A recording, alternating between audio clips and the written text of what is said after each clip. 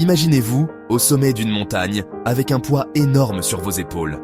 C'est une douleur que vous portez depuis longtemps, une douleur laissée par une trahison, une injustice, un acte que vous n'auriez jamais cru possible. Vous sentez-vous lourd, épuisé?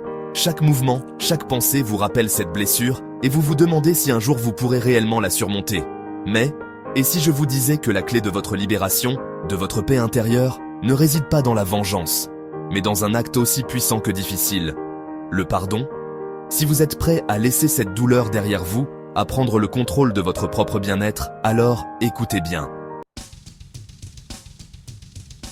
Le pardon est souvent perçu comme une faiblesse, un geste qui minimise la gravité d'une offense. Beaucoup pensent que pardonner, c'est accepter l'inacceptable, ou pire, excuser l'irrationnel. Mais en réalité, pardonner n'a rien à voir avec cela. Le pardon n'est pas pour la personne qui vous a fait du tort, il est pour vous. Il est la clé qui déverrouille votre cage émotionnelle et vous permet de respirer à nouveau.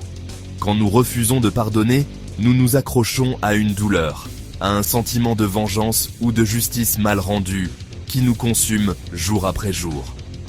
Ce poids que vous portez n'affecte pas seulement votre esprit, il affecte votre corps, vos relations et votre capacité à avancer dans la vie. Vous êtes attaché à une histoire qui vous empêche d'écrire le futur que vous méritez. Le pardon est ce qui nous permet de briser ce cycle. Ce n'est pas un oubli ou une minimisation du mal, c'est un acte de libération, de guérison. Pardonner, c'est choisir de ne plus être une victime du passé, mais un acteur de votre présent et de votre futur. Il est le premier pas vers la paix intérieure. Lorsque vous décidez de pardonner, vous faites bien plus que libérer l'autre.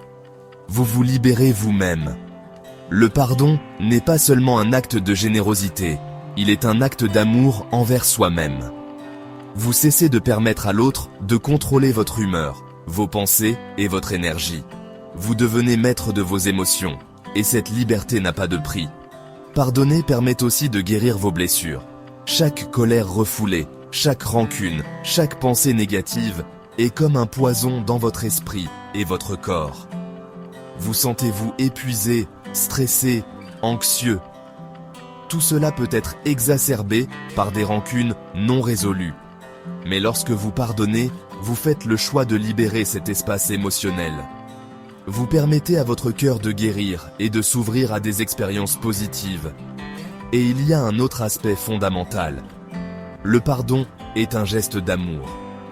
L'amour de soi et parfois l'amour envers ceux qui nous ont blessés. Pardonner, c'est souvent comprendre que l'autre, comme nous, porte ses propres blessures.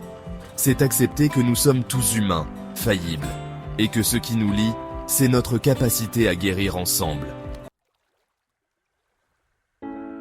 Maintenant, vous vous demandez peut-être, mais comment pardonner, surtout quand le mal est si profond, quand les blessures sont si profondes?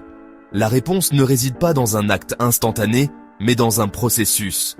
Le pardon est un voyage intérieur, une transformation lente mais puissante. Premièrement, reconnaître la douleur. La première étape pour pardonner est de reconnaître la douleur, de ne pas la nier ou de la masquer. Il est essentiel de permettre à votre cœur de ressentir la douleur avant de pouvoir la laisser partir. Ne cachez pas vos émotions. Pleurez, ressentez, acceptez ce que vous avez vécu.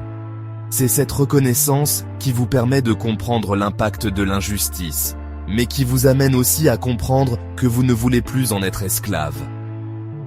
Deuxièmement, se détacher de l'histoire. Il est crucial de comprendre que pardonner ne signifie pas oublier, mais se détacher. Ce n'est pas un appel à l'amnésie, mais à la paix. Vous devez laisser tomber l'histoire que vous racontez constamment sur ce qui s'est passé. Chaque fois que vous revivez cette histoire, vous permettez à l'autre d'encore une fois contrôler votre vie. C'est à vous de réécrire cette histoire, cette fois avec une fin différente, une fin libératrice. Troisièmement, choisir de lâcher prise. Pardonner est un choix. Ce n'est pas facile, mais c'est un acte de volonté. Vous choisissez de ne plus laisser l'autre définir votre bonheur, de ne plus laisser cette douleur prendre racine dans votre âme. Choisir de pardonner, c'est accepter de tourner la page, de lâcher prise sur ce que vous ne pouvez pas changer et de reprendre votre pouvoir. Quatrièmement, prendre son temps. Le pardon n'est pas un acte qui se fait du jour au lendemain. Il n'y a pas de délai. Prenez tout le temps qu'il vous faut pour guérir, pour comprendre et pour pardonner. Chaque personne est différente et chacun a son propre rythme. Enfin, cherchez la paix, pas la justice. Pardonner, c'est choisir la paix sur la vengeance, l'amour sur la colère. Vous n'êtes pas en quête de justice, vous êtes en quête de sérénité. Parfois, la justice viendra plus tard, mais cela ne dépendra pas de vous. Ce qui dépend de vous, c'est votre capacité à choisir la paix.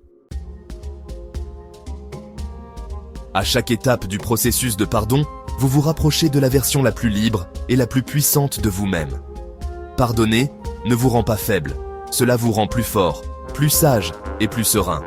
Vous n'êtes plus attaché à ce qui vous a blessé, vous êtes concentré sur ce que vous souhaitez construire, une vie de paix, de joie et d'amour.